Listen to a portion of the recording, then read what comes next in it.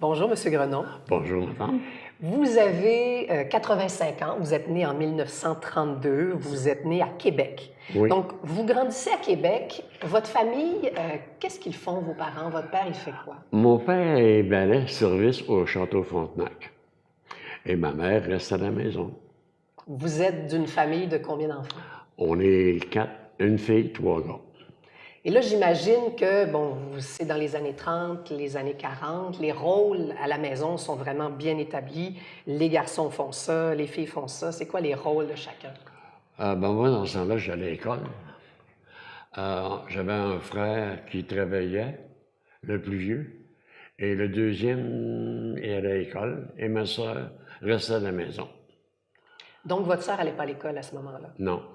OK. Donc, le rôle de votre sœur, c'était d'aider votre mère. Exactement. Jusqu'à temps qu'elle soit assez vieille pour aller travailler. Et vous, quand vous alliez à l'école, vous retournez à la maison, est-ce que votre père vous demandait de faire des tâches à la maison pour aider? Non. Nous, quand on est venu à l'école, on faisait nos devoirs. Et après, on pouvait aller jouer dehors ou rester à regarder la télévision parce qu'on avait la télévision. Donc, vous avez été parmi les premiers à la voir, donc ça arrive en La 52? première télévision qui est sortie, je ne vais pas en acheter une. Ah ouais? Ouais.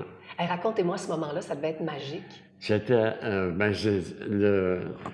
je dirais ça? La lentille en avant, là, c'était gonflé, ça. C'était pas droit comme ou assez plat. C'était réellement un gros rond. C'était un meuble épouvantable. Il fallait marcher tout à la main. Il n'y avait rien d'automatique dans ce temps-là. Puis là, ça devait être un moment particulier. La première émission, quand vous avez ouvert la télévision, vous étiez toute la famille ensemble? Comment? C'était des nouvelles. Ouais. Mon papa, il aimait bien les nouvelles. Parce que papa, c'était une personne qui a rencontré beaucoup de grandes vedettes. Je veux dire, comme Churchill, Roosevelt, les vedettes de télévision, de cinéma, qui restait à Château-Frontenac.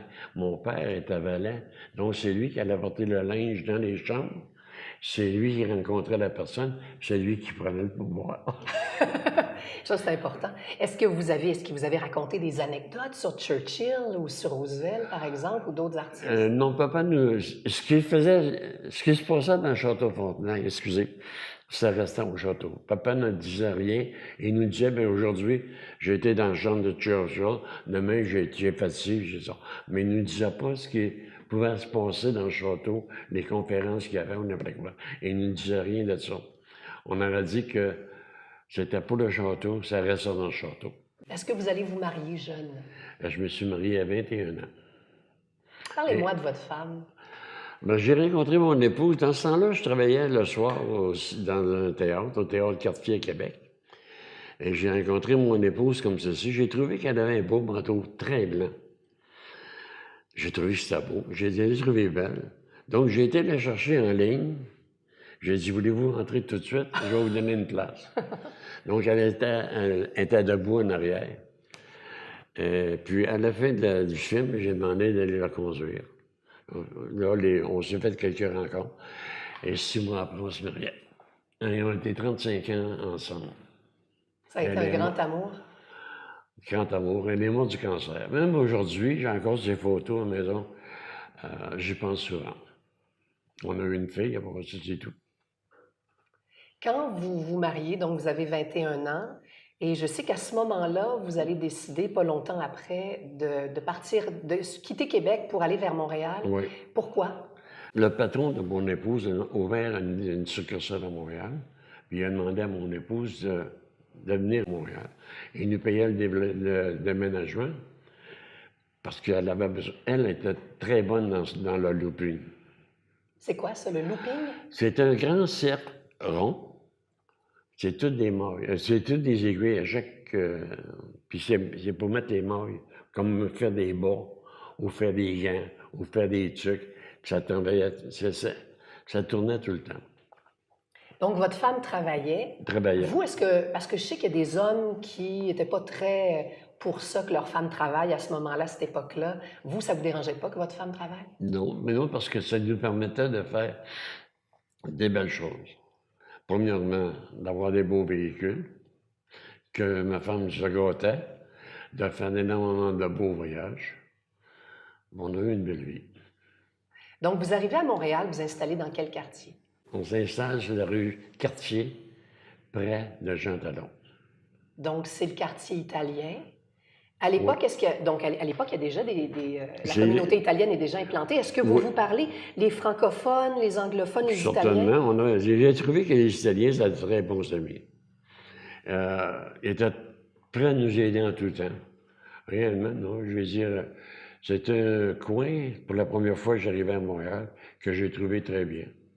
Qu'est-ce que vous faisiez à ce moment-là comme travail? J'étais toujours le représentant dans l'équipement de construction, location et vente. Est-ce que c'est un métier qui vous a rendu heureux? Oui. Tous les métiers que j'ai faits dans ma vie, j'étais heureux. Même à 65 ans, quand j'ai pris ma pension, c'était un beau métier que j'aime. Retraité, c'est un beau métier. Je suis bien retraité. La construction, bon, on en parle beaucoup aujourd'hui. Est-ce que avec la mécanisation, j'imagine, est-ce que c'est un métier qui a évolué? Vous avez eu votre compagnie de construction plus tard? Ben, moi, je peux pas vous dire que c'est évolué ou pas. Moi, je faisais seulement des magasins dans les centres d'achat. On rentrait, mettons, dans un local qu'on le faisait au complet, on mettait au mur, et on reconstruisait le magasin selon le plan qu'on avait eu du propriétaire. Mais moi, chez la construction, probablement ça a modernisé parce que l'équipement a changé beaucoup. Hein. Commission Charbonneau, on a parlé, bon, il n'y avait pas juste les gens dans la construction, mais on parlait d'enveloppes brunes, aux politiciens, etc. Aviez-vous conscience, à une certaine époque, à l'époque de Duplessis, il y en avait beaucoup. Étiez-vous conscient de ça? Non, oui, j'avais la même chose moi aussi dans la construction. Je ne donnerai pas le nom, là, parce que mais à chaque contrat, je lui portais un petit cadeau, ou que j'ai peinturé sa maison, ou que j'ai fait des réparations dans sa maison, ou que je jette une clôture en métal pour qu'elle soit installée sur son terrain. Il y avait toujours des cadeaux à donner. Ça, c'était clair, donc c'était dit ouvertement, je te donne le contrat, mais toi, tu t'en viens peinturer ma clôture, C'est etc. ça. C'est ça. C'était le même tout le temps. Même certaines autorités de la compagnie nous demandaient la même chose. Mais pendant ce temps-là, moi, j'avais deux choses aussi, j'ai oublié de vous le dire. J'avais une ébénisterie, donc je faisais des meubles. Et puis quand il y avait besoin de quelque chose, ils venaient me voir. Parce que moi, dans ma construction, je fournissais les meubles aussi. Je faisais des comptoirs, je faisais les décorations de bois dans le magasin. Je faisais tout ça, ça me donnait 2 contrats au lieu d'un. Quand vous regardez tout ce que vous avez fait dans votre vie depuis toutes ces années-là, est-ce qu'il y a des choses dont vous êtes particulièrement fier? Premièrement, je suis fier des 35 ans que j'ai vécu avec mon épouse.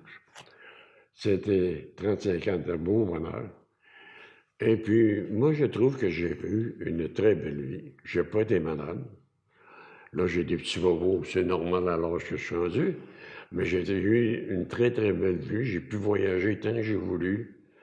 J'ai eu de beaux véhicules, incluant, comme on dit, le Cadillac, le vieil Cadillac. Bon, j'ai tout eu. J'ai eu une très, très belle vie. Je ne peux pas, honnêtement, me dire que je n'ai pas été bien dans ma vie. J'ai été très bien. Des regrets? Je n'ai pas de regrets. Mais le seul regret que j'ai, en réalité, c'est la perte de ma première épouse. Ça, c'est... aujourd'hui, ça m'affecte encore. Internet, les médias sociaux, je ne sais pas si vous connaissez un petit peu, est-ce que vous trouvez que c'est un progrès? Moi, je vais vous dire, sur Internet, j'ai mes jeux, puis je regarde des fois les nouvelles, là, c'est tout. C'est juste ça, mon Internet. Moi, à la maison, c'est ma télévision, mon Internet. Est-ce que vous êtes heureux? Pourquoi je serais malheureux? Trouvez-moi une raison pourquoi je serais malheureux. J'ai-tu l'air malheureux? D'après vous? Merci, M. Granon. Merci. Ça me fait plaisir.